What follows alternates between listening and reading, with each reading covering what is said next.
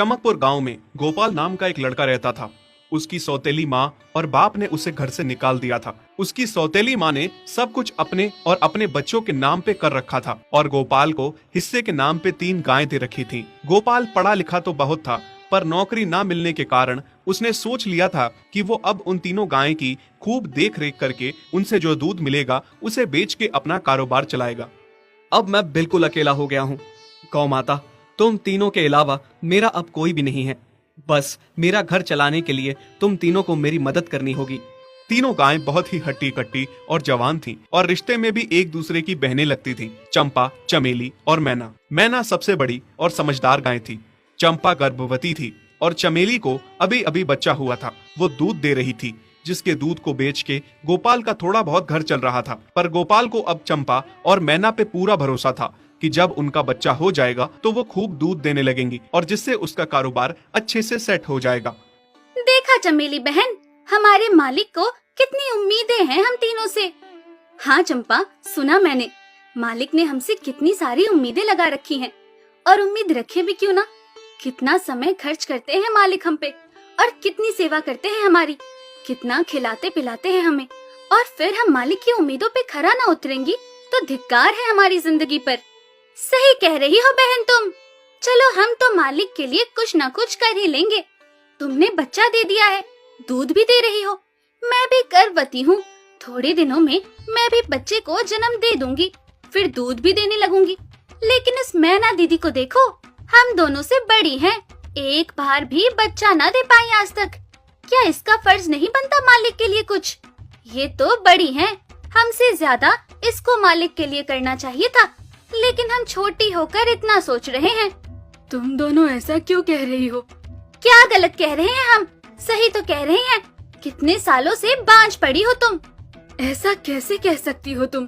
बच्चा देना ना देना मेरे हाथ में थोड़े ना है। मैं भी तो माँ बनना चाहती हूँ ना। मैं भी चाहती हूँ कि दूध दूँ और मालिक को मेरे दूध से कुछ फायदा हो।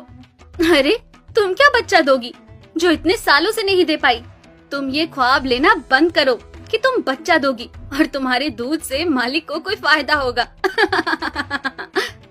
दोनों छोटी बहनें बड़ी बहन मैना की बेबसी का मजाक उड़ाती हैं और उस पे हंसती हैं। इस बात से मैना बहुत दुखी होती है और रोती है कि उसी की बहनें उसको दिलासा देने की बजाय उसे ताने मार रही हैं, उसका मजाक उड़ा रही हैं। फिर एक दिन गोपाल का पड़ोसी उससे कहता है, अरे गोपाल, तुम्हारी 2 गायें तो ठीक है, एक गाय का क्या है? उससे तुम्हें कोई फायदा नहीं है, बेच क्यों नहीं देते उसे? अरे नहीं नहीं भाई साहब, बेचना क्यों उसे? अभी बच्चा नहीं दे रही तो क्या पता कल वो बच्चा दे दे। कोई भी काम जल्दबाजी में नहीं करना चाहिए। अरे नहीं गोपाल, मेरे कहने का ये मतलब था कि तुम्हें अपना कारोबार जल्द खड़ा करने की जरूरत है, क्योंकि तुम्हारे घर वालों ने तुम्हारे साथ जो कुछ भी किया वो बहुत गलत था। अब तुम्हें जो भी करना है अकेले ही करना है। आगे शादी भी तो करनी है तुम्हें, उसके लिए भी खूब पैसा कमाना पड़ेगा। जब तुम्हारी सारी गायें दूध देंगी तभी तो कारोबार अच्छा चलेगा ना।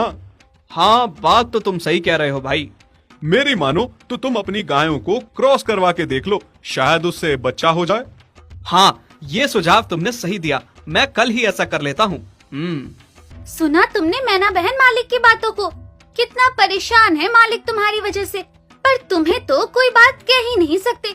झट से बुरा जो मान जाती हो तुम।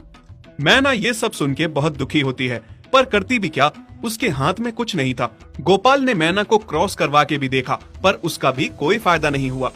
गोपाल, जो सुझाव मैंने तुम्हें दिया था, क्या वो तुमने आजमाया? हाँ भाई, वो भी करके देख लिया, पर उसका भी कोई असर ना हुआ। ये गाय किसी काम की नहीं है गोपाल, मेरी मानो तो इसे बेच दो। मैं सोच रहा हूँ एक बार फिर से क्रॉस करवा के देखता हूँ, शायद कोई बात बन जाए। देख लो, पर मुझे नहीं लगता। देखा, इन लोगों को भी पता चल गया, तुम बच्चा नहीं दे सकती, तुम बांझ ही रहोगी। सही कह रही हो तुम दीदी, इतने जतन करने के बाद भी बच्चा नहीं हो रहा तो अब क्या होगा? गोपाल मैना को एक बार फिर से क्रॉस करवा लेता है। दोनों बहनें चंपा और चमेली मैना के बांझपन का मजाक उड़ाती हैं और उस पे खूब हंसती हैं। फिर एक दिन मैना चमेली के बच्चे के साथ खेल रही थी कि तभी चंपा देख लेती है। हाँ देख तो चमेली दीदी, ये मैना दीदी तेरे बच्चे के साथ क्या कर रही है? मुझे समझ में नहीं आ रहा, तू इस बांझ के साथ अपने बच्चे को कैसे छोड़ सकती है? जब मेरा बच्चा आ जाएगा